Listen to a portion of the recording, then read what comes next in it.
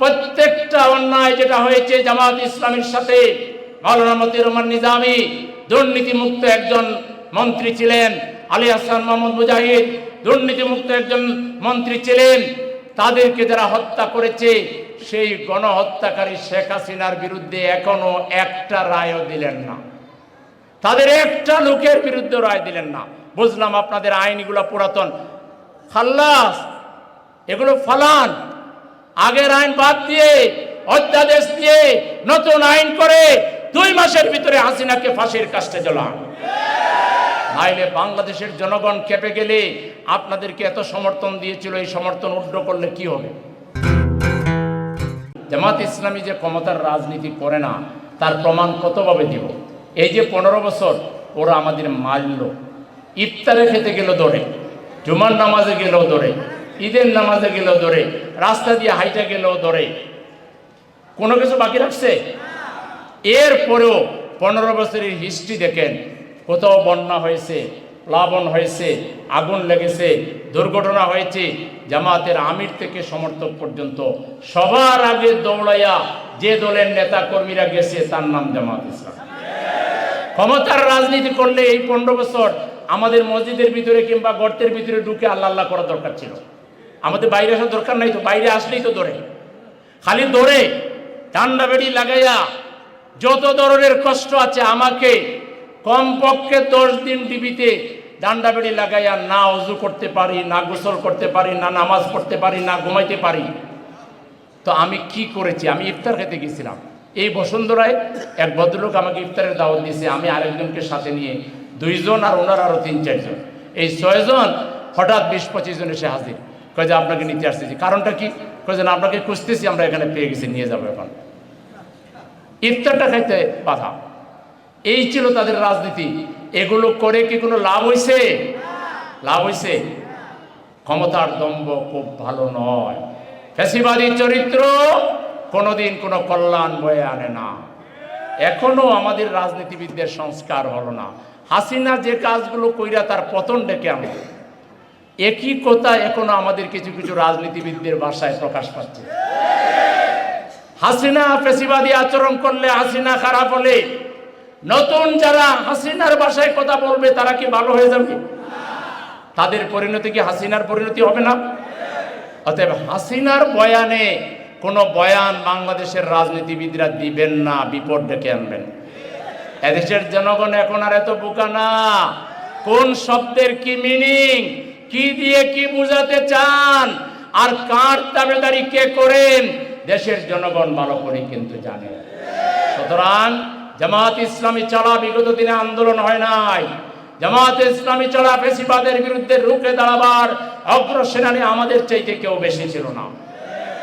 আমরা মায়ের খেয়ে খেয়ে জেলে গিয়ে ফাঁসির মঞ্চে গিয়ে আমাদের কত বড় নেতাদেরকে আমরা হারিয়েছি। মাওলানা মতিউর রহমান নিজামীর মতো, আলী আহসান মোহাম্মদ মুজাহিদের মতো, মীর কাসেম আলীর মতো অর্থনীতিবিদ, যিনি বাংলাদেশে বেঁচে থাকলে আরো 10টা ইসলামী ব্যাংক প্রতিষ্ঠা করতেন, আরো হাজার হাজার মানুষের কল্যাণ করতেন।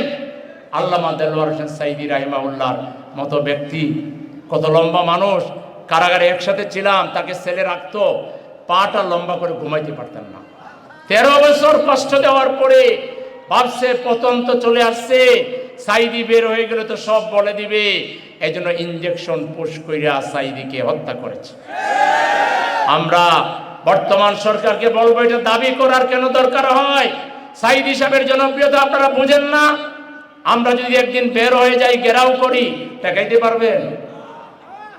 আপনারা সাইদি সাহেবের হত্যার তদন্ত করুন এবং এর সঠিক বিচার করুন, না হলে সাইদি ভক্ত জনগণ যদি বের হয়ে যায়, এটা আপনাদের জন্য সম্মানজনক হবে না, ঠিক কিনা?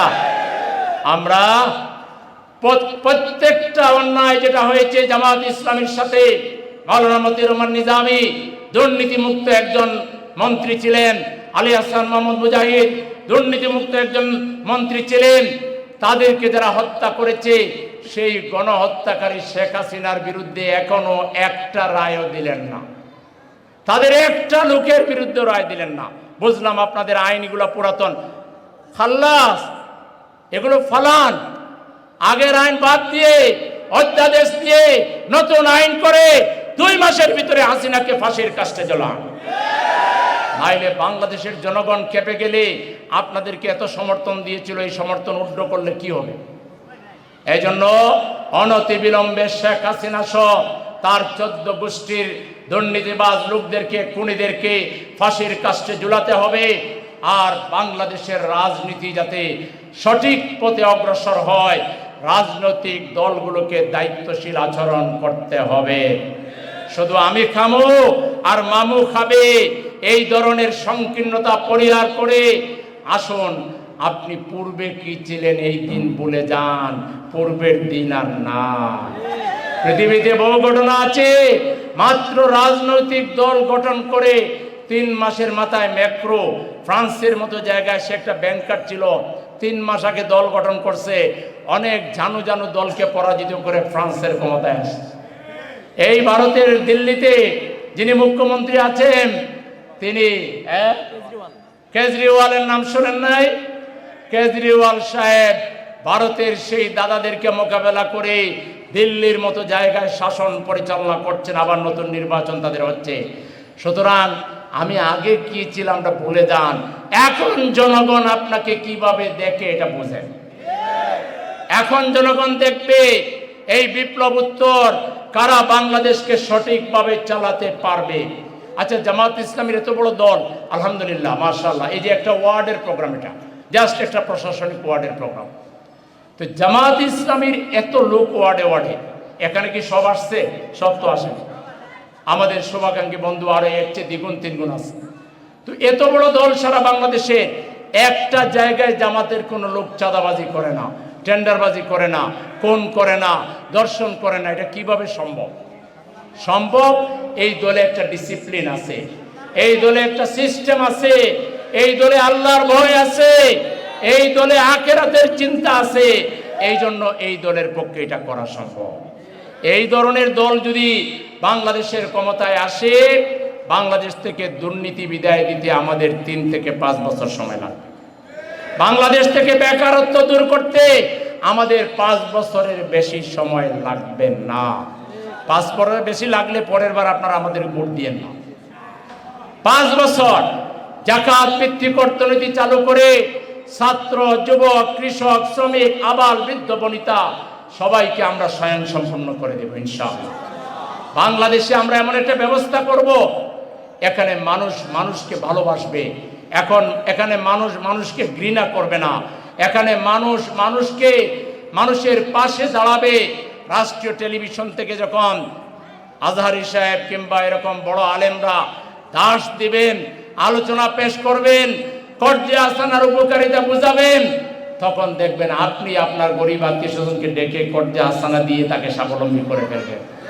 আমাদের হাতে এমন এমন ব্যবস্থা আছে, প্রচলিত রাজনৈতিক দল এই ব্যাপারে কোনো ধারণাও রাখে না। আমরা গোটা জাতিকে কর্মচঞ্চল বানায় ফেলবো, গোটা জাতিকে আমরা কর্মক্ষম বানায় ফেলবো। এই যে বয়স্ক যারা আছেন তারাও বেকার থাকতে পারবেন না। আপনাদেরকে ফুলের বাগান বানানোর দায়িত্ব দেওয়া হবে, আপনাদেরকে মসজিদ চাষ করার দায়িত্ব দেওয়া হবে, আপনাদেরকে নাতি নাতনিকে কোরআন শেখানোর দায়িত্ব দেওয়া হবে, সরকারের পক্ষ থেকে বেতন ভাতাও দেওয়া হবে। দেখবেন শিশু থেকে বৃদ্ধ পর্যন্ত আবাল বৃদ্ধ বনিতা কর্মচঞ্চল হয়ে উঠবে, কেউ অস্থিরতার মধ্যে থাকবে না। চুরি ডাকাতি ছিনতাই রাজধানীর তো কোনো প্রশ্নই নাই। চোর ডাকাত ছিনতাই কারীদেরকে ডেকে সমাবেশ করে এদের কথা শুনবো, এদেরকে ভালো করে খাওয়াবো, এদেরকে বোঝাবো, এদেরকে বিহিত ব্যবস্থা করে দিব, তোমার কি লাগে নিয়ে যাও। রাষ্ট্রের পক্ষ থেকে নন রিফান্ডেবল ফান্ড থেকে আমাদের ফান্ড অনেকগুলো থাকবে। নন রিফান্ডেবল একটা ফান্ড থাকবে, কর্জে আসানা ফান্ড থাকবে, জাকাত ফান্ড থাকবে, সমাজ কল্যাণ ফান্ড থাকবে। এত ফান্ড আমরা করব, এই ফান্ড থেকে যাকে যেখান থেকে দরকার টাকা দিয়ে দিব, সে সেখান থেকে নিয়ে তারপরে সে সুন্দর হয়ে চলবে। চুরির তো তার দরকার নাই, চোর তো বানাইছে এই রাজনীতিবিদরা, ডাকাত তো বানাইছে এই রাজনীতিবিদরা, লম্পট বানাইছে এই রাজনীতিবিদরা। এই প্রচলিত রাজনীতিকে আপনারা না বলে দেন, বাংলাদেশ ভালো হয়ে যাবে। একটা বার 5 বছরের জন্য আপনারা ইসলামী মূল্যবোধের রাজনীতির হাতে দেশ ছেড়ে দেন, যদি আমরা না পারি আপনারা পরের বার থেকে একবারও আমাদের আর দিয়েন না। আমরা আহ্বান জানাই দেশবাসীকে, আসুন আমাদের এই প্রিয় দেশকে আমরা সবাই মিলে ভালোবাসি, আমাদের মানুষকে ভালোবাসি, আমাদের জনগণকে ভালোবাসি। আসুন আমরা সবাই মিলেমিশে একটা কল্যাণ রাষ্ট্র, একটা ঐক্যবদ্ধ বাংলাদেশ প্রতিষ্ঠা করি। সেই বাংলাদেশ প্রতিষ্ঠায় অতীতের ন্যায় জামাত ইসলামী আগামী দিনেও বলিষ্ঠ ভূমিকা পালন করবে এবং জামাত ইসলামীকে আপনারাও সহযোগিতা করবেন, সেই প্রত্যাশা ব্যক্ত করে সবাইকে ধন্যবাদ জানিয়ে আমি আমার বক্তব্য এখানে শেষ করছি। আল্লাহ হাফেজ। বাংলাদেশ জিন্দাবাদ, বাংলাদেশ জামাত ইসলামী জিন্দাবাদ।